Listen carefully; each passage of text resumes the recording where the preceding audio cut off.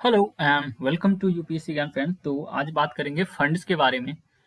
तो जैसा कि आपको पता है कि हमारे कॉन्स्टिट्यूशन में 3 फंड है, अगर नहीं पता है तो वही डिस्कस करेंगे। ठीक है, और सिर्फ इसमें वैसे पॉइंट्स को डिस्कस किया जाएगा जो हमारे एग्जाम में आते हैं। तो हमारे संविधान ने पार्लियामेंट को 3 स्पेशल फंड की जो प्रोविजन है वो दी है। तो एक एक करके देखते हैं कि वो कौन कौन से फंड हैं। फंड जिसे हिंदी में निधि कहा जाता है, और ये 3 प्रकार के हैं। तो पहला जो प्रकार है वो है consolidated fund. Consolidated fund, okay, Hindi English दोनों में लिखेंगे। ओके, संचित निधि इसे हिंदी में कहते हैं, संचित निधि। दूसरा है पब्लिक फंड। पब्लिक फंड यानी कि इसे कहते हैं लोक निधि। ओके, एंड तीसरा जो है यह है कंटेंजेंसी फंड। कंटेंजेंसी फंड जिसे हिंदी में कहते हैं आकस्मिक निधि। आकस्मिक निधि, इसके इन सब के जो इम्पोर्टेंट बात हैं उसे जानेंगे। ओके, तो ये आप इस तरह से डायग्राम समझ जाएं, और इससे जुड़ी कुछ और चीज़ें मैं आपको बताऊं। तो ये जो हैं ये है आर्टिकल 266 में, ये भी है आर्टिकल 266 लक्ष्मीकांत में, पर यहाँ पे क्लॉज 1, अगर क्लॉज 1 नहीं रहेगा तो आप आंसर सिर्फ ये लगाएंगे। आर्टिकल 267 ये इसके आर्टिकल हैं, और हमारे संविधान में इसका प्रावधान है। ये कॉन्स्टिट्यूशनल फंड है। ओके, तो हमारा पार्लियामेंट में है, तो सेंट्रल गवर्नमेंट में पार्लियामेंट होता है तो यहाँ पे, और स्टेट लेजिस्लेचर में भी सेम होगा। ठीक है, ओके। तो अब बात करते हैं कि जो कंसोलिडेटेड फंड है ये बनता कैसे है। यहाँ पे लिखते हैं CFI या फिर संचित निधि। ठीक है, तो ये इसमें कहाँ से पैसे आते, कहाँ से हैं, तो इसमें इनकमिंग होता है, फिर आउटगोइंग होता है। तो पहले एक तरफ हम डायग्राम बनाएंगे इनकमिंग का, और दूसरी तरफ बनाएंगे आउटगोइंग का। ठीक है, let me take different colour. तो इधर ये CFI, ये भी CFI, और इधर इनकमिंग का कर लेते हैं। तो इनकमिंग कहाँ से होता है, तो जैसे सरकार क्या करती है, बहुत सारे इनके पास रेवेन्यूज आते हैं राज्यों से, जिसे कहते हैं टैक्सेस। तो वो सारी चीज़ें यहाँ पे आती हैं, तो यहाँ पे लिखेंगे रेवेन्यूज, है ना, रेवेन्यूज यानी कि राजस्व प्राप्तियाँ। दूसरी बात, जो सरकार एडवांसेस लेती हैं, एडवांसेस और लोन, इस तरह की चीज़ें जो लेती हैं, ये सारे इसी में आते हैं।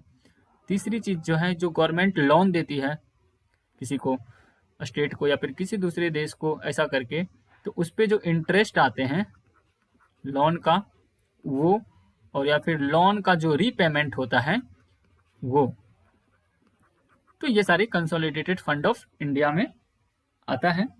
और इसके पैसे खर्च कहाँ होते हैं, तो ये भी जानना जरूरी है कि जितने भी गवर्नमेंट ऑथराइज्ड ऑफिशियल्स होते हैं, ये तो गया क्रेडिट हो रहा है इधर। अब इधर क्या होगा, पैसा जमा किया, अब देंगे, तनख्वाह तो देंगे ना, तो यहाँ से अब होगा डेबिट इधर, है ना।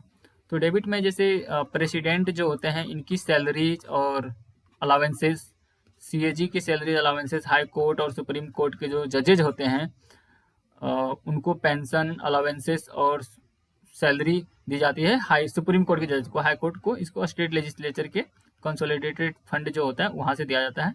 पर पेंशन जो है हाई कोर्ट के जजेज को वो भारत के संचित निधि से दिया जाता है। और भी इसमें बहुत सारी चीज़ें हैं जो ऑथराइज होते हैं। दूसरी बात है कि इसमें जो पैसे निकाले जाएंगे वो एप्रोप्रिएशन बिल के तहत निकाला जाएगा। ठीक है, एप्रोप्रिएशन बिल यानी कि बिना इस कानून के इससे पैसे नहीं निकाले जाएंगे। पार्लियामेंट्री लॉ इसमें लगाना पड़ेगा, किसी भी धन को बिल्कुल संसद के कानून के तहत ही इससे निकाला जा सकता है, उसके बिना नहीं निकाला जाएगा। ठीक है, तो इसमें भी एक चीज़ होती है कि चार्ज एक्सपेंडिचर होते हैं, याद रखेंगे। कई बार सुनते होंगे भारित निधि। तो भारित निधि पे क्या होता है कि जितने भी पैसे निकलते हैं सैलरीज वगैरह के लिए, तो उस पर मतदान नहीं होता है। वोटिंग उस पर नहीं होती है, ठीक है, उस पर वोट नहीं किया जाता है। तो याद रखेंगे चार्ज, और जो चार्ज नहीं होता है उस पर वोटिंग की जाती है। तो ये बेसिकली आपने समझा CFI, और इसमें कोई ज़्यादा जरूरी चीज़ें जानने के लायक है नहीं। तो हम लोग आगे बढ़ते हैं पब्लिक अकाउंट की तरफ। पब्लिक अकाउंट, लोक निधि, ये क्या होता है? ये आर्टिकल 266 ये भी है, सबको पता है। तो इसमें एक तरह से बैंक का जिस तरह से ट्रांजैक्शन होता है, इसमें भी उसी तरह का होता है।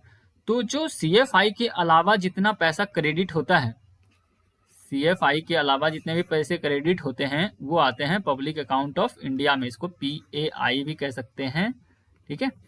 जैसे इसमें पोस्टल डिपॉजिट्स जो होते हैं, ठीक है, बैंक डिपॉजिट, पोस्टल डिपॉजिट जो होते हैं, जुडिशियल डिपॉजिट जो होते हैं, जुडिशियल न्यायिक सेवा जिसमें जुर्माना और इस तरह के जो चीज़ें लगते हैं वहाँ पे आता है, और न्यायिक जमा, और EPFO जो भविष्य निधि जिसको कहते हैं, वो सारे। तो इस तरह के सारे जो आते हैं वो पब्लिक अकाउंट ऑफ इंडिया में आते हैं पैसे, ओके। तो इसको आप याद रखें, और इसकी जांच जो है वो CAG के द्वारा की जाती है, और CFI की भी जांच जो है वो CAG के द्वारा की जाती है, और PAI की भी जांच CAG के द्वारा की जाती है, ठीक है। तो इस तरह का जो इसमें जो बेसिकली पेमेंट होता है वो बैंकिंग ट्रांजैक्शन से रिलेटेड होते हैं। तो इतना आप ध्यान में रखेंगे कि बैंकिंग ट्रांजैक्शन के टाइप का इसमें प्रोविजन है, जो चीज़ें होती है फंक्शनिंग इसकी, ठीक है। तो ये इस तरह से कार्य करता है, तो आप बिल्कुल इसे अच्छे से याद रखेंगे, ठीक है। और भारत सरकार इसमें क्या होता है, भारत सरकार या फिर अपने खुद के लिए वो भारत के लोक लेखा से ऋण लिया जाता है, यानी कि कोई लोन वगैरह अगर सरकार खुद लेती है तो वो PAI से लेती है, ठीक है। तो ये भी याद रखें, भारत सरकार लोन पब्लिक अकाउंट से लेती है। तीसरा है आकस्मिक, कंटिंजेंसी फंड।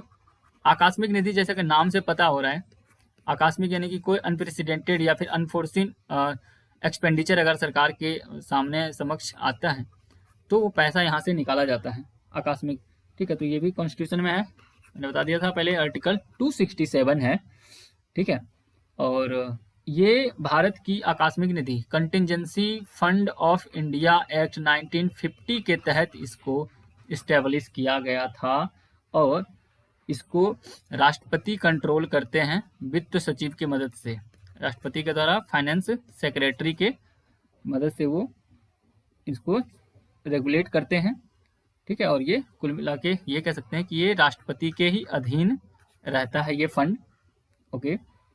और जब भी किसी तरह का अनफोर्सिन एक्सपेंडिचर हो, आकस्मिक खर्च की जरूरत हो, चाहे किसी भी प्रकार का डिजास्टर आ जाता है, यानी कि आपदा विपदा, इस तरह की चीज़ें जब आती हैं कहीं, तो वहाँ पे जो पैसे निकलते हैं तो वो यहाँ से ही दिए जाते हैं। तो ये आप याद रखें, यहाँ से वो किसी भी तरह का एडवांस देते हैं, ठीक है, जिसे बाद में संसद के द्वारा इसे ऑथराइज करवाया जा सकता है, ठीक है। तो इसमें और भी जैसे MPs वगैरह जो होते हैं तो उनके वो इसमें भी पैसा कुछ डिपॉजिट जो उनको देना रहता है तो वो भी पैसे यहीं पे देते हैं, ठीक है। तो इसे बस याद रखें, इसे भी एक एग्जीक्यूटिव यानी कि कार्यकारी प्रोसेस के द्वारा इसे संचालित किया जाता है। और तो बस इसमें इतना ही चीज़ है। तो आई होप ये तीनों फंड बिल्कुल आपके क्लियर हो गए होंगे, ओके। सो वीडियो अगर इंटरेस्टिंग लगी हो जस्ट आप अपने दोस्तों के साथ इसे शेयर करें और चैनल को सब्सक्राइब भी कर लें। So thank you very much.